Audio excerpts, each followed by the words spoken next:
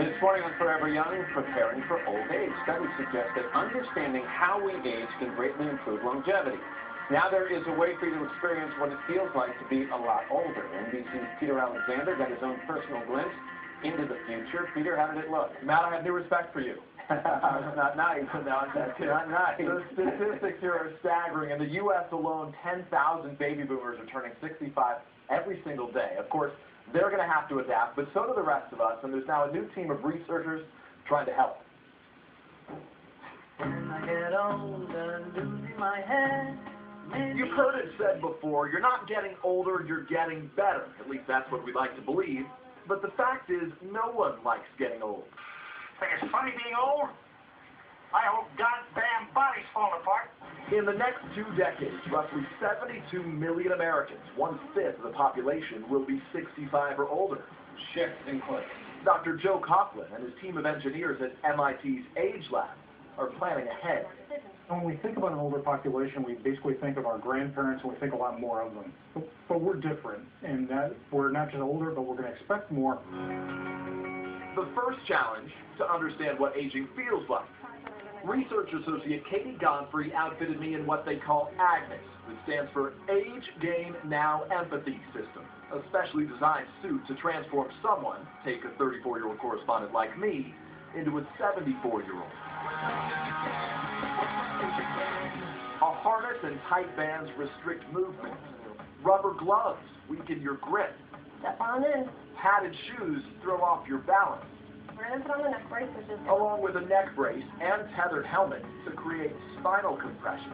And to top it off, goggles to blur your vision. There's nothing pleasant about aging. The effect, what Dr. Coughlin calls the 3 F's: friction, frustration, and fatigue. The purpose of all this, to simulate what it's like for a senior to navigate daily activities, like grocery shopping. If it's not right in front of me, it's almost not worth it. Up here is exhausting. Down there, I fear just tumbling over. There you go. Driving a car. Whoa. It was green. I thought I was going to hit that guy. The whole thing? And the simple joy of baking cupcakes. Yeah, I can get it open. It's not easy to take this off. Oh, this is not going to be a good cupcake. MIT's goal? To help businesses reinvent products and services for an aging population. It's a strategy already being embraced by stores like Walgreens, with lower shelves now making items easier to reach, and bold signs labeling each aisle.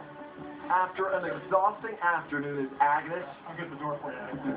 Kind of you. Age before beauty. I had an even greater appreciation for a very special senior. Pretty good, right? Meet my Grandma Faye. As she'd proudly tell you, she's 93 and 4 months and still going strong, with plenty of good advice for the rest of us. Don't groan and complain. Nobody wants to hear you, okay? And just expect everything to work out. You love that Grandma Faye. When she speaks, believe it, her 6 grandchildren do listen. She had great advice, but what I really liked was her strategy if she ever has trouble reaching down to pick something off a low store shelf. She told me that she just waits for a younger male to come around and asks for help. So maybe Natalie can hold on to that about 60 years from now. Now, Peter Alexander, thank you. Joe Coughlin is the director of MIT's Age Lab. Dr. Neil Resnick is the chief of geriatrics at the University of Pittsburgh Medical Center. And Natalie is testing out the suit.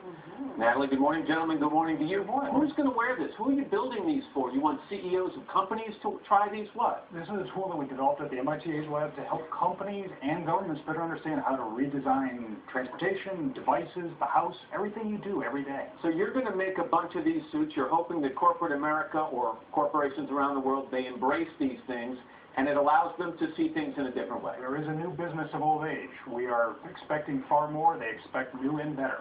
Now, by the way, you mentioned business. By selling these suits, is this a business unto itself? I don't think so. I think what's important to know about aging is that it's not something that starts when you're 65 or 70. It starts when you're 30.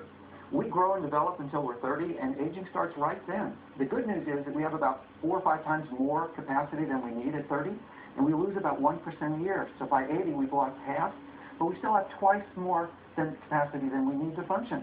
And aging, therefore, has a lot of good things that I'm glad that you emphasized that. Yeah. You've had this suit on for how long now? I've had this on for a good 40 minutes. The first thing you noticed when you put the whole suit on was what? Completely restricted. I mean, there's a pelvic harness which is strapped to these bands, so I don't have mobility like I normally would, and I'm completely off balance because I have foam pads under the shoes, so everything is off center, off balance, and I can't do what I normally do. Let's try a couple of simple tasks, right? The simple thing of getting out of a chair, okay, which is fairly a low chair, which a lot of seniors have trouble with.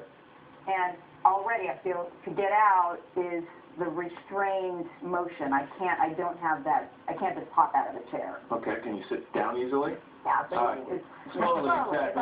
It's all much slower. All right, we're going to try and pour the milk into the cereal and have a little of the You cereal. feel all thumbs because I have 2 layers of latex gloves on, so, you know, And you don't that is to feel simulate. Well, you know, Natalie, as you might be feeling now as Agnes, we want you to get that aha moment of what it feels like to have just that little bit of friction to do the things you do every day. Right.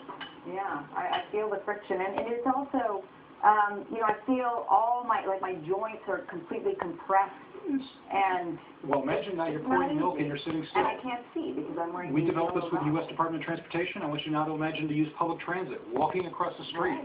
Right. Not easy. But can I emphasize that this is not inevitable? Mhm. Right. This is plastic. This is subject to change in the way that you live, in the way that you age.